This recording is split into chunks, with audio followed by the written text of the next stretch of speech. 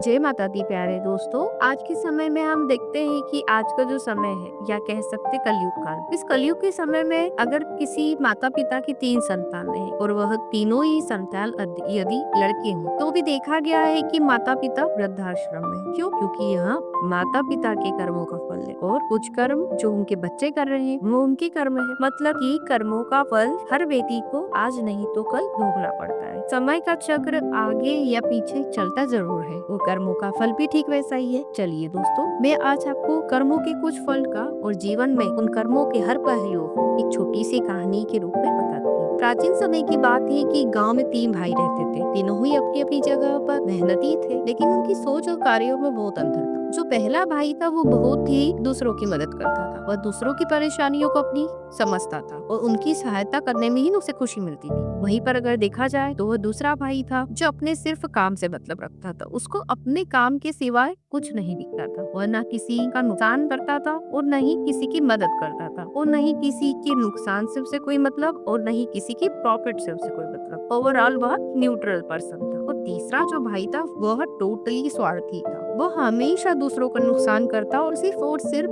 अपने लाभ के लिए किसी भी हद तक वो चले जाता था। मतलब सिर्फ उसको अपने प्रॉफिट से मतलब था। गौतम बुद्ध जब उस गांव में आए तो तीनों भाई उनसे मिलने पहुंचे। गुरुदेव, हमारे जीवन में सुख और दुख का कारण क्या है? उन तीनों भाइयों ने गुरुदेव से यह पूछा। क्या यह केवल हमारी किस्मत है? पर बुद्ध मुस्कुराते हुए बोले कि मैं तुम्हें इसका उत्तर दूंगा, लेकिन इसके पहले तुम्हें एक परीक्षा देनी होगी। अब बुद्ध ने तीनों भाइयों को यही कार्य दिया और उन्होंने कहा कि गांव के पास जंगल में 3 पेड़ हैं। हर पेड़ अलग है। एक सूखा है, दूसरा पेड़ है वो सामान्य है और तीसरा जो पेड़ है वो बहुत ही ज्यादा हरा भरा है। तुम तीनों इन पेड़ों के साथ कुछ करना और कल मुझे बताना तुमने क्या किया। अब पहला भाई जब जंगल गया तो उसने देखा कि सूखा पेड़ पूरी तरह से ही बेकार है। उसने इसे जड़ से उखाड़ दिया और वहाँ पर एक नया पौधा लगाया। उसने सामान्य पेड़ की देखभाल की और हरे भरे पेड़ पे पानी डाला ताकि वह और अधिक फल दे सके। वहीं पर अगर देखा जाए तो दूसरे भाई भी जंगल गया। अब दूसरे भाई ने क्या किया?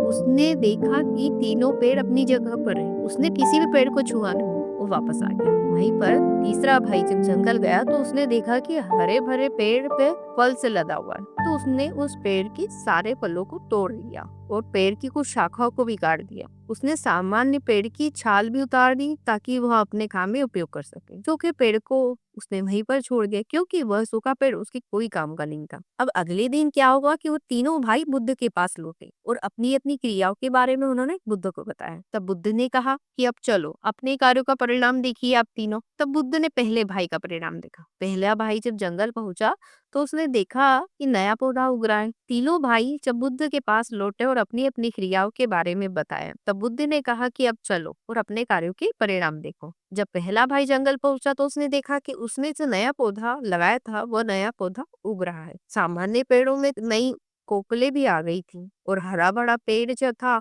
अधिक फल देने लगा था। अब दूसरा भाई जब जंगल पहुंचा तो उसने देखा कि पेड़ों में तो कोई बदलाव नहीं हुआ है। वे उसी स्थिति में थे जैसे वह छोड़कर गया था। अब तीसरा भाई जब जंगल पहुंचा तो उसने देखा कि हरा भरा पेड़ अब मुरझा गया है और सामान्य पेड़ पूरी तरह से सूख गया और जो सूखा पेड़ था वह तो कहीं और जाकर गिर गया। तब बुद्ध ने समझाया कि यह पेड़ तुम्हारे कर्मों का प्रतीक है। जैसे तुमने पेड़ों के साथ व्यवहार किया है, ठीक वैसे ही तुम्हारे कर्मों का फल भी तुम्हारे जीवन में भी मिलता है। जो पहला भाई था उसने दूसरों को मदद की, मतलब कि पेड़ों को बचाया, नया पेड़ लगाया और पेड़ों को सुधारने का भी प्रयास किया। उसके कर्मों का फल उसे क्या मिला? सुख समृद्धि के रूप में मिला। मतलब एक नई शाखा, एक नया पौधा खिला। वहीं पर अगर देखा जाए तो दूसरे भाई ने क्या किया? उसने न कोई अच्छा काम किया था और न कोई बुरा काम किया था, लेकिन उसके जीवन में कोई प्रगति भी नहीं हुई। निष्क्रियता जीवन को स्थिर कर देती है। वहीं पर अगर देखा जाए तो तीसरे भाई ने सिर्फ और सिर्फ क्या किया था? पेड़ों को नुकसान पहुंचाया था। उसने अपने लाभ के लिए पेड़ों को नुकसान पहुंचाया। उसके बुरे कर्मों का परिणाम क्या मिला? उसे विनाश और नुकसान के रूप में मिला। तीनों भाइयों की इस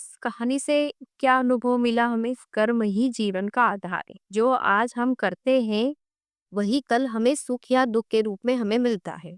जो कर्म दूसरों की भलाई और कल्याण करने के लिए होते वह हमेशा स्थायी सुख देते हैं। तो जीवन में जो भी व्यक्ति निष्क्रिय रहता है, मतलब कोई कर्म नहीं करता है, न उसे संसार से मतलब है, न किसी व्यक्ति के दुख सुख से मतलब है, किसी से कोई मतलब नहीं, वह व्यक्ति निष्क्रिय व्यक्ति है। निष्क्रिय रहना भी एक प्रकार का नकारात्मक कर्म होता है क्योंकि इससे व्यक्ति के अवसर खोते चले जाते हैं। जो व्यक्ति स्वार्थी होता है, जो सिर्फ अपना ही लाभ देखता है, उसे कोई मतलब नहीं होता है दूसरे का लाभ हो रहा है तो उसे वह बुरा लगेगा। तो जो लोग स्वार्थी और हानिकारक कार्य करते हैं, अंततः उसका दंड भी उसे भुगतना पड़ता है। छोटी छोटी चीजों को, जैसे कि किसी की कठिनाई में सहयोग करना, अपने कर्मों को आप सकारात्मकता दे सकते हैं, कुछ नियम बना सकते हैं। इन चीजों को लाके आप अपने कर्म सुधार सकते हैं। अपने लाभ के लिए दूसरों को कभी नुकसान पहुंचाना गलत बात होती है। हर दिन यह सोचे कि आपके कार्य किस प्रकार से आप कर सकते हैं, दूसरों के जीवन को आप किस प्रकार से प्रभावित कर सकते हैं, किसी की दुख भरे जीवन में आप कैसी खुशहाली ला सकते हैं। ये एक अच्छा कर्म है जिसका परिणाम आपको सुखद प्राप्त होगा। कर्म का फल तुरंत कभी भी नहीं मिलता, समय और परिस्थिति ही कर्म का निर्धारण करती, कर्मों का फल देती है। अगर आज आप जो वर्तमान में बीज बोएंगे, जैसा कर्म आप करेंगे, वैसा ही फल आपको भविष्य में जरूर मिलता है। तो गौतम बुद्ध ने कहा कि हर व्यक्ति अपने कर्मों का स्वामी होता है। अपने जीवन की दिशा तय करने का अधिकार सिर्फ और सिर्फ आपके हाथ में है। इसलिए हमेशा हर व्यक्ति को सही काम और सही दिशा में करना चाहिए। यह कहानी हमें सिखाती है कि जीवन में कर्म का सबसे अधिक महत्व होता है। सकारात्मक सोच और सही कार्यों से हम न केवल अपने बल्कि दूसरों के जीवन को भी सुखद बना सकते हैं। आई होप कि आपको यह स्टोरी पसंद आई होगी। अगर आपको मेरी ये स्टोरी पसंद आती है तो आप मेरे चैनल को सब्सक्राइब कर सकते हैं। धन्यवाद दोस्तों।